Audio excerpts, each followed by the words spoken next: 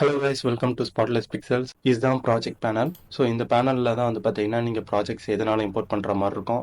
இப்போ இதை double click கொடுத்து இமேஜஸ், வீடியோஸ், கிளிப்ஸ்லாம் வந்து பார்த்தீங்கன்னா எது வேணாலும் வந்து இம்போர்ட் பண்ணிக்கலாம். இது வந்து பார்த்தீங்கன்னா டைம் லைன். இதில் தான் வந்து பார்த்தீங்கன்னா இமேஜஸ் ப்ராஜெக்ட் பேனல்ல இருந்து இதில் இமேஜஸ் ட்ராக் அண்ட் ட்ராப் பண்ணி நீங்கள் வந்து ஒர்க் பண்ணுற மாதிரி இருக்கும். அண்ட் எஃபெக்ட்ஸ்க்கான பேனல்ஸ் அண்ட் காம்போசிஷன்றது வந்து பார்த்தீங்கன்னா ஸ்க்ரீன்.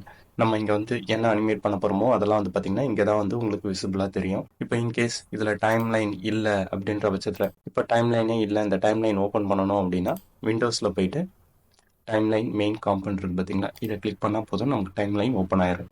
இப்போ ப்ராஜெக்ட் பேனல் இல்லை அப்படின்னா அதுவும் விண்டோஸில் போயிட்டு ப்ராஜெக்ட்னு கொடுத்தோன்னா கண்ட்ரோல் ஜீரோன்றது ஷார்ட்கட். ஸோ ப்ராஜெக்ட் கொடுத்தோன்னா நமக்கு ப்ராஜெக்ட் பேனல் ஓப்பன் ஆயிரும்.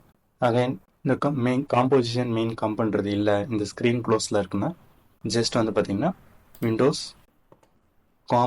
காம்போசிஷன் மெயின் காம்பவுண்ட்றதை செலக்ட் பண்ணி ஓப்பன் பண்ணலாம். ஸோ இந்த மாதிரி நமக்கு தேவையான எல்லா விஷயங்களும் வந்து பார்த்தீங்கன்னா இங்கே விண்டோஸ் டேப்பில் தான் இருக்கும். இல்லை இதுக்கான பொசிஷன், இது இந்த ஸ்க்ரீனுக்கான ஆர்டர் இதெல்லாம் வந்து மாற்றணும் அப்படின்ற பட்சத்தில் இப்போ டைம் லைன் வந்து பேஸில் தான் இருக்குது. உங்களுக்கு டாப்பில் வேணும்னா வந்து பார்த்தீங்கன்னா இதை டாப்பில் வந்து மாற்றி வச்சுக்கலாம்.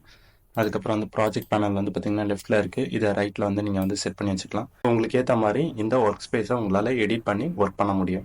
இப்போ நான் அகைன் பேக் டு நார்மல் இதை எடுத்துகிட்டு வரேன். ஸ்டாண்டர்ட்னு கிளிக் பண்ணி பேக் டு நார்மல் எடுத்துகிட்டு வரேன். ஸோ இது வந்து பார்த்தீங்கன்னா ஆல்ரெடி வந்து ஓப்பன் பண்ண ஒரு காம்போசிஷன். இந்த காம்போசிஷனை திருப்பி வந்து நம்மளால் எடிட் பண்ண முடியுமான்னு கேட்டிங்கன்னா தாராளமாக முடியும்.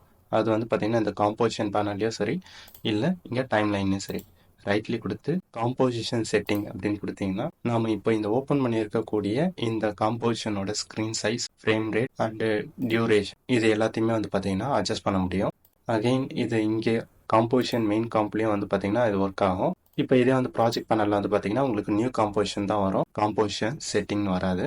இங்கே வந்து பார்த்தீங்கன்னா மேலே டாப்பில் வந்து பார்த்தீங்கன்னா காம்போசிஷனில் காம்போசிஷன் செட்டிங் கண்ட்ரோல் கேன்றது ஷார்ட்கட். ஸோ இதை யூஸ் பண்ணி உங்களால் வந்து பார்த்தீங்கன்னா அட்ஜஸ்ட் பண்ணிக்க முடியும்.